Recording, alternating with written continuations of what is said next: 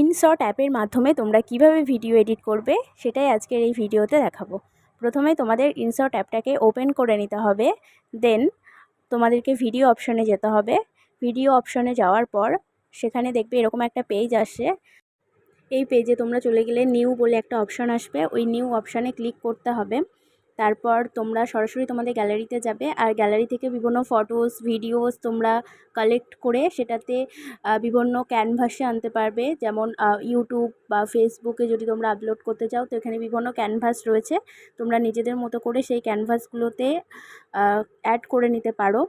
তারপর এখানে music option আছে, মিউজিক অপশানে মাই মিউজিক আছে, এখানে তোমরা আগে থেকে বিভিন্ন মিউজিক ডাউনলোড করে রাখতে পারো বা বিভিন্ন মিউজিক নিতেও পারো। তো মিউজিক তোমরা এখানে অ্যাড করতে পারো বা তোমরা তোমাদের ভয়েস বা সাউন্ডটাকেও এখানে অ্যাড করতে পারো।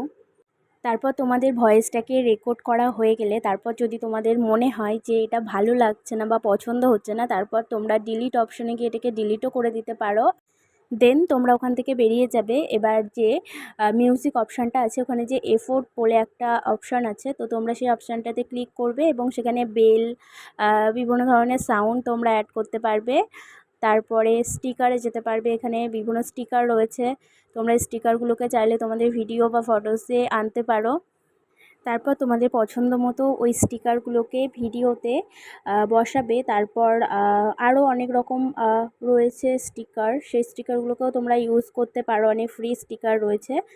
তারপর স্টিকারগুলোকে বসিয়ে নেওয়ার পর তোমরা যেতে পারবে টেক্সট অপশানে। এই টেক্সট অপশানে গিয়ে তোমরা বিভিন্ন লেখাগুলোকে লিখতে পারবে নিজেদের মতো করে। দেন তোমরা যাবে এফোর্টে, এখানে বিভিন্ন ধরনের এফোর্ট রয়েছে, তোমরা নিজেদের পছন্দ মতো এগুলোকে বসিয়ে নিতে পারবে ভিডিও বা ফটোসে। দেখো আমি তোমাদেরকে কিছু ভিডিও এবং ভিডিওতে করে দেখাচ্ছি। তোমরা এইভাবেই এগুলোকে সেট করে নেবে ভিডিওতে। তারপর তোমরা চলে যাবে একদম প্রথমে ক্যানভাস, যেটা আগেও আমি বলেছিলাম, এখানে বিভিন্ন অ্যানিমেশনের মাধ্যমে ভিডিওটা অ্যানিমেশন করা যায়। এবার আগে যেটা তোমাদের দেখিয়েছিলাম যে ক্যানভাসটাই ইউটিউব বা টিকটক ফেসবুক এগুলোর মতো করা যায়, আবার এগুলোকে অ্যানিমেশনের মাধ্যমেও বসানো যায়। তো তোমরা তোমাদের পছন্দ মতো করে নেবে।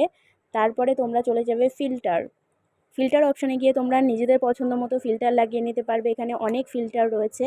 ফিল্টারগুলো লাগানো হয়ে গেলে তোমাদের চলে যেতে হবে পিপ অপশানে। এই যে পিপ অপশানটা আছে, এখানে তোমরা আরও অনেক ফটোস বা ভিডিওস তোমরা এই পিপের মাধ্যমে এই ভিডিওতে আনতে পারবে। তারপর দেখো এই স্লিপ বলে যে অপশানটা আছে, এই অপশানে গিয়ে তোমরা ভিডিও যেটুকু পার্ট তোমাদের লাগবে না ভিডিও, সেই পার্টটুকু তোমরা ডিলিট করে দিতে পারবে।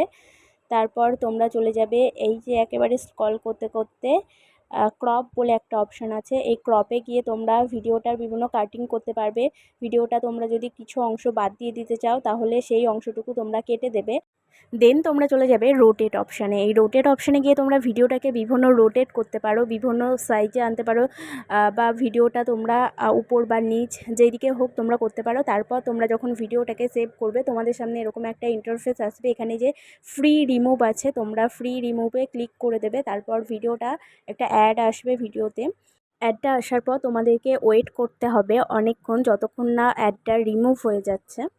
পরে অ্যাডটা রিমুভ হয়ে গেলে তোমাদের সামনে আবার এই পেজটা চলে আসবে। তারপর তোমরা এক্সপোর্টে ক্লিক করবে আর ভিডিওটাকে গ্যালারিতে সেভ করে নেবে। তো এই ছিল আজকের এই ভিডিও। যদি তোমাদের ভিডিওটা ভালো লেগে থাকে তো অবশ্যই একটা লাইক করে দিও, আর যারা চ্যানেলে নতুন তারা চ্যানেলটাকে একটু সাবস্ক্রাইব করে দিও। সবাই পাশে থেকো, সাপোর্ট করো।